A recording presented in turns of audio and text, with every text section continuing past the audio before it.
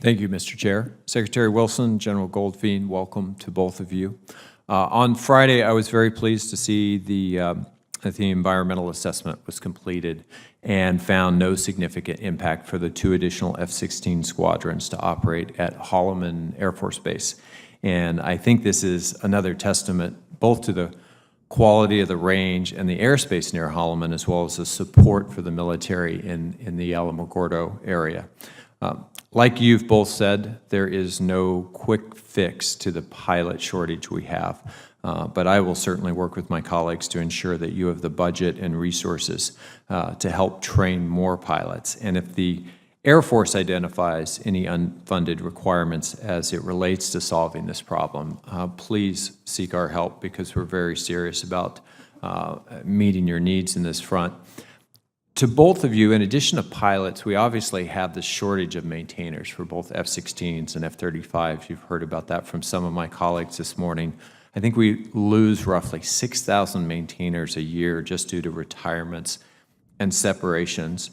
So I want to ask, how much do you rely on the National Guard to help fill in some of that challenge in terms of the gap there? And how can we strengthen that partnership for either of you? General. Sir, I'll be really clear.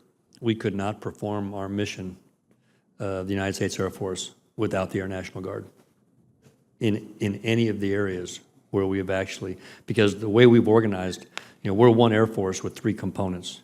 You can go onto a C-17 and walk up into the cockpit and say, okay, who's guard, who's active, who's reserve, and all 3 hands will go up. Yeah. So in terms of maintenance, specifically, one of the things that the Air National Guard brings us is the experience level of having worked on one platform for the majority of their career. So I can't tell you the number of times I go and I'll find an Air National Guard crew chief, and they can redesign the thing for you because they've been working all this time.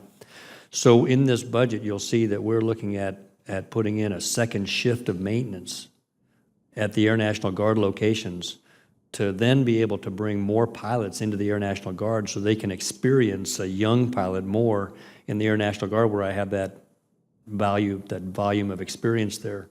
So we rely very heavily on them. Great.